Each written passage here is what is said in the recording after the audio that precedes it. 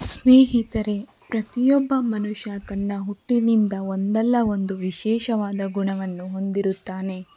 ಹುಟ್ಟಿದ ತಿಂಗಳು ಹೇಳುತ್ತೇನೆ ಮನುಷ್ಯನ ಗುಣ ಸ್ವಭಾವ ಯಾವ ರೀತಿ ಇರುತ್ತೆ ಅಂತ. ಯಾವ ತಿಂಗಳು ಹುಟ್ಟಿದರೆ ಮನುಷ್ಯ ಹೇಗೆ ಇರುತ್ತಾನೆ ಅಂತ, ಅವನ ಬದುಕಿನ ರಹಸ್ಯ ಹೇಗಿರುತ್ತೆ ಅಂತ ನೋಡಿಕೊಂಡು ಬರೋಣ.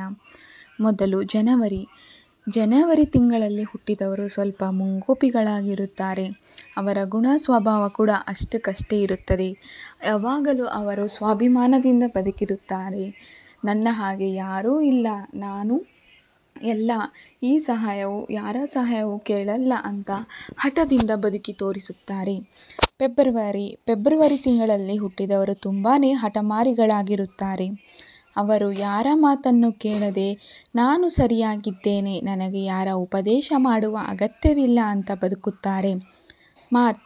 ಮಾರ್ಚ್ ತಿಂಗಳಲ್ಲಿ ಹುಟ್ಟಿದವರು ತುಂಬಾ ಸರಳತೆ ಪ್ರಾಮಾಣಿಕತೆಯರಾಗಿರುತ್ತಾರೆ.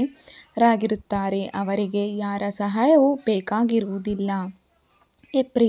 ಸ್ನೇಹಿತರೆ, ಏಪ್ರಿಲ್ ತಿಂಗಳಲ್ಲಿ ಹುಟ್ಟಿದವರು ತುಂಬಾ ಸ್ವಾಭಿಮಾನಿಗಳಾಗಿರುತ್ತಾರೆ. ಅಷ್ಟು ಸುಲಭವಾಗಿ ಯಾರನ್ನು ಕೂಡ ಹಚ್ಚಿಕೊಳ್ಳುವುದಿಲ್ಲ. ಒಂದು ವೇಳೆ ಹಚ್ಚಿಕೊಂಡರೆ ಯಾರನ್ನೂ ಬಿಟ್ಟು ಕೊಡುವುದಿಲ್ಲ.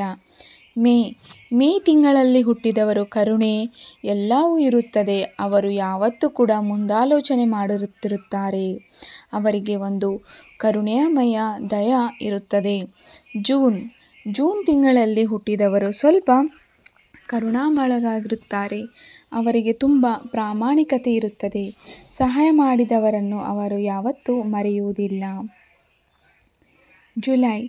ಜುಲೈ ತಿಂಗಳಲ್ಲಿ ಹುಟ್ಟಿದವರು ತುಂಬ ಪ್ರಾಮಾಣಿಕರಾಗಿರುತ್ತಾರೆ.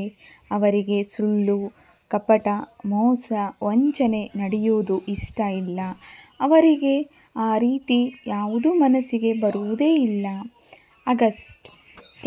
ಆಗಸ್ಟ್ ತಿಂಗಳಲ್ಲಿ ಹುಟ್ಟಿದವರು ತುಂಬ ಸ್ವಾಭಿಮಾನಿಗಳಾಗಿರುತ್ತಾರೆ.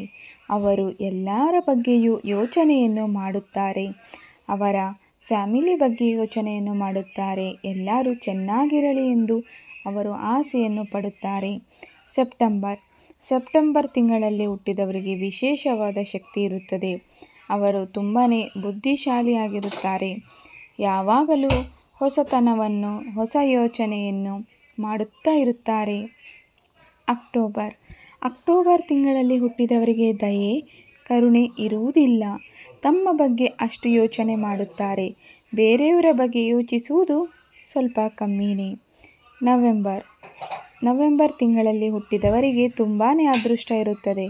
ಅವರು ಯಾವತ್ತೂ ಕೂಡ ಹಿಡಿದ ಕೆಲಸವನ್ನು ಬಿಡುವುದಿಲ್ಲ. ಅವರಿಗೆ ಅದೃಷ್ಟ ತಾನಾಗಿಯೇ ಒಲಿದು ಬರುತ್ತದೆ. ಸ್ನೇಹಿತರೆ, ಡಿಸೆಂಬರ್ ತಿಂಗಳಲ್ಲಿ ಹುಟ್ಟಿದವರು ತುಂಬಾ ಕಷ್ಟಪಟ್ಟು ಮೇಲೆ ಬಂದಿರುತ್ತಾರೆ. ಅವರಿಗೆ ನೋವು, ನಲಿವು ಎಲ್ಲವೂ ಗೊತ್ತಿರುತ್ತದೆ. ಸುಖ, ದುಃಖ ಅವರಿಗೆ ಬಿಟ್ಟು ಬೇರೆ ಯಾರಿಗೂ ಗೊತ್ತಿರುವುದಿಲ್ಲ. ಸ್ನೇಹಿತರೆ, ಈ ವಿಡಿಯೋ ನಿಮಗೆ ಇಷ್ಟ ಆದರೆ ನನ್ನ ಚಾನಲ್ನ ದಯವಿಟ್ಟು ಸಬ್ಸ್ಕ್ರೈಬ್ ಮಾಡಿಕೊಳ್ಳಿ. ಹಾಗೆ ನಿಮ್ಮ ಫ್ಯಾಮಿಲಿ ಫ್ರೆಂಡ್ಸ್ಗೆ ಶೇರ್ ಮಾಡೋದನ್ನು ಮರಿಬೇಡಿ. ಈ ವಿಡಿಯೋ ನೋಡಿದ್ದಕ್ಕಾಗಿ ನಿಮ್ಮೆಲ್ಲರಿಗೂ ಧನ್ಯವಾದಗಳು.